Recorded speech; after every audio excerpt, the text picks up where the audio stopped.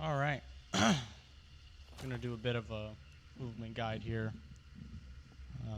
Just kind of stuff, how to not get shot, basically. How to move around effectively, quickly, and how to kind of bait your enemies to shoot you. So let's get into it. Basics boom first, and that is basically how many times you can jump. The optimal way to strafe, going like that, and such. So the number one thing is how many times you can jump. That's kind of the most important, 'cause if you jump too much, you'll get slowed down like I am here. And as you see, I'm not moving, I'm very slow. Until when I get back, I pick up speed again. So you can jump twice. Twice, I'd say about every 2 seconds. So, maybe 1.5 seconds, and then you can jump about once every second, which is kind of what I prefer to do, because this is much more sporadic than going like this. This is much more predictable, so I kind of like to do it sporadically. And you can also crouch twice, as you can see there. So that's kind of the basics. Another thing I like to do is, this is kind of preference, A and D, at least to me, while strafing, feels slower. I don't press A and D while I'm strafing, I just use my mouse. So I'll kind of shift W and look left and right. As you can see that. One thing that I also kind of do, and this is just because my muscle memory, from SOT, in SOT, A and D is how you strafe, right? I'll hold one of them, and that'll kind of make you a bit slower on one half than the other. It's a bit more unpredictable, maybe. I don't know, I feel it works. You gotta figure it out yourself. That's kind of movement. You gotta find your own style. So we'll kind of get into different kinds of cover, different kinds of movement. So there are two kinds. There is getting to cover, moving to cover. So there's a guy shooting at you, and you want him on the side. And there is, you're out in the open. There's no cover around you, so you kind of have to move, or also shooting him. Right. So we'll talk about both, but first I'll talk about out in the open, because it, in my opinion, is a bit more complicated than running to cover. Running to cover is just doing what you do out in the open, just a bit less of it. So out in the open, you basically want to keep your head from getting shot. That's the most important part. You don't want your head to get shot, or your body too, but your head most importantly. It's pretty easy to hit to the body, it's hard to hit to the head. So what I like to do is I jump quite a bit. You jump and crouch to kind of make it so sporadic. But I like to do that, what I was kind of doing there. This is kind of what I do. That's kind of what I've figured out to do. And to do that, it's pretty simple. It is forward and shift, jump, crouch, crouch, jump, crouch, crouch, jump, crouch, crouch, over and over again. So I'll kind of do it a bit slower there. Jump, crouch. So that kind of gets you lower. You go back up and jump again. There you go. So that would be kind of out in the open. Another thing is, if you look at my shadow, you see when I jump, if I press A or D, I'll kind of move midair. That's also a good thing to do. It makes you harder to hit. And then so that's kind of what you do in the open. You kind of combine that, be unpredictable, like that. And then obviously another thing is you don't want to move when you're aiming. If you're trying to hit someone, it's much easier to shoot someone like that than it is to go, like that. That's much harder. Still doable, but I find it much harder. It's obviously easier to shoot someone when you're not moving than when you are moving. You have to account for a lot less. So what I like to do is I'll move to bait their shot. So say I've got a Mosin, I'll bait them out, bam, say they shoot me, then I'll stop, try and shoot them. That's kind of what you do.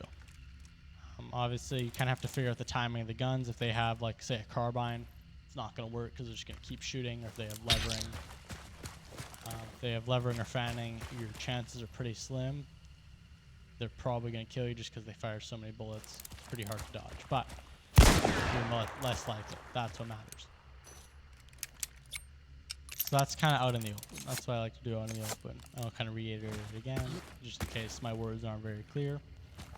You move a lot by jumping, crouching, strafing, being unpredictable in specific order, and then when they shoot at you, because guns are slower in this game typically, unless they have an aftermath and you're just dead. After they shoot, you stop, try and shoot them. Right. Now running to cover, it's similar. You obviously want to be unpredictable, but you don't want to jump too much. You don't want to do too much, because at the end of the day, you're just going to increase your time out in the open, and meaning they'll have more time to shoot you. And good players can still hit you somewhat easily. They'll figure out your movement pattern. They'll shoot you. So typically, if I run to cover, I don't jump too much. Like, I don't do this. I don't jump crouch.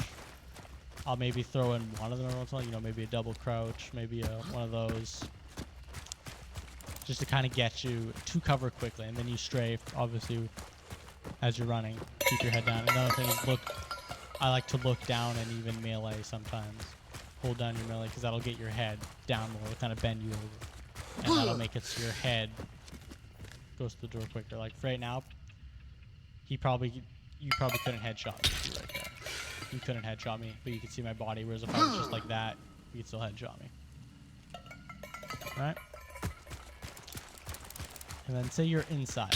So that's how you get inside or fight on the open. But what if you're inside? Kind of something like this. You've got a guy running around there. He's trying to shoot you. Here is the #1 rule. First off, left side. This is pretty common knowledge, but if you look to my crosshair, you'll kind of see it. My crosshair, first off, it's down quite a bit, but it's to the left slightly.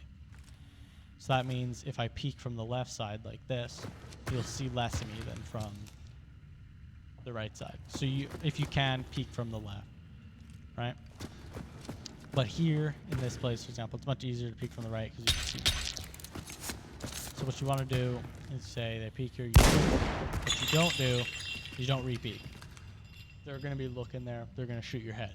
It's much easier for them to shoot your head. Good players will almost always shoot your head. Another thing is you always want to be looking at head level. So you kind of always have your crosshair aimed where the head is going to be, because obviously you have to move your mouse or controller less and less to hit their head. So that's good. And another good way to practice that is you go and you get zombies, because zombies are about the same height as players. And you basically just kind of practice by letting them run around and going like that. Right?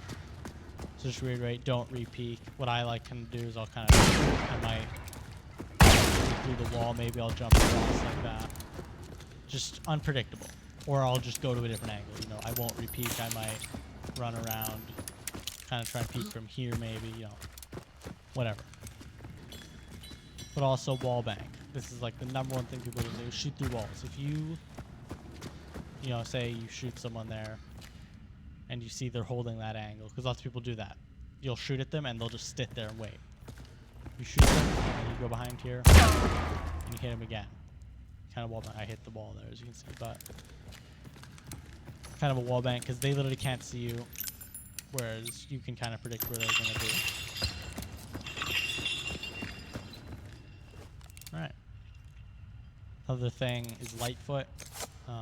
If you have light foot, you can kind of do a special kind of movement. You can do it without it too, but it's much more effective with light foot. And there's not really a name for it, I don't think, but I just call it jump crouching or full silent moving. So what you do is you jump and crouch, obviously very slowly. If you do it too much, you'll make noise. But that is dead silent there unless you hit the ground. But on ground like this, it's much quieter. It obviously echoes because I'm inside. But this is very quiet. It's very hard to hear.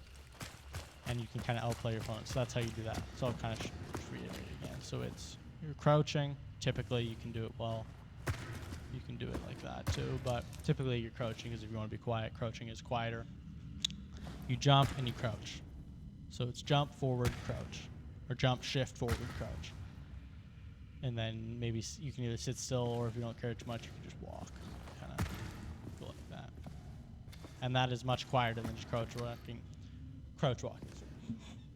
Contrary to popular opinion by the 6 stars and 6-star snipers and the newer players, this is still very loud. You can still hear it pretty easily, especially if you're decent at the game. And the way this is useful is it can kind of outplay opponents, even if it's on dead silent. Like you can still hear this if I go like that. But it kind of make your enemy forget where you are, or they won't be able to hear where you are, right? So say you've got a guy, you know, he's here, he's holding this angle. Or he's looking through here, say, pretend there's like a window here. Or something. You might jump, crouch, and he'll still think you're back here. That's where he last heard. He hears you there, whereas you're here, and then you can kind of go again. And he might be looking the wrong way. Obviously, this isn't a very good example because a player would never be looking out a cement wall like that. But it might work in other compounds.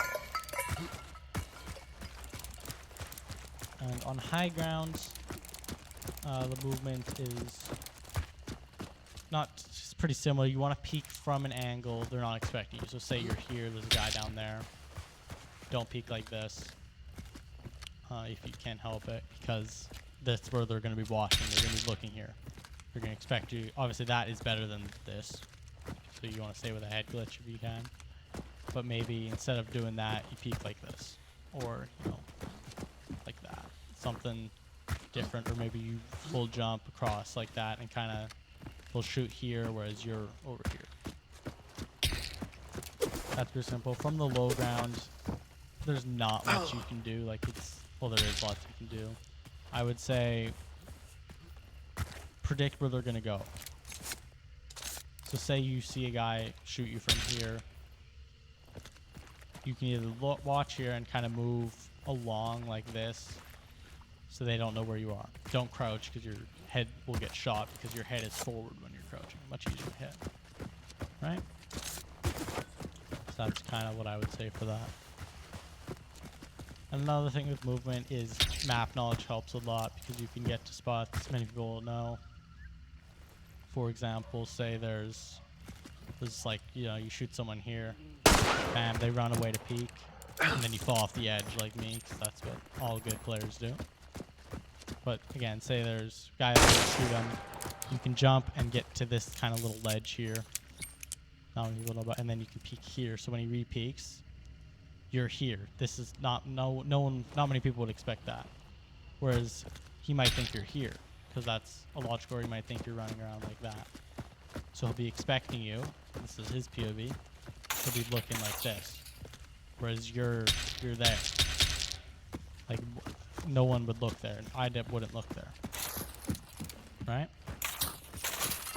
Just being unpredictable, and obviously different maps have different movement. There are lots of different ways to outplay with movement. For example, here this is a pretty common one. So this might not work on most people, except for newer players. But you can come up here and get up here instead of having to run all the way along and up there. Right? Pretty simple. So I think that's most for movement. I think I'll end it there. Oh, one other thing. Stamina, obviously. You need stamina to move. So what I'd say is either bring a stamina shot or be able to manage your stamina properly, because if you get tired while you're running, you're slower. You can still do it, because even when you're tired, you're still decently quick. Still quicker than walking. But yeah. Thank you for watching. If you enjoy the guide, consider leaving a like, maybe subscribing. I'm just starting the channel. Trying to have fun with it. So we'll see. Goodbye.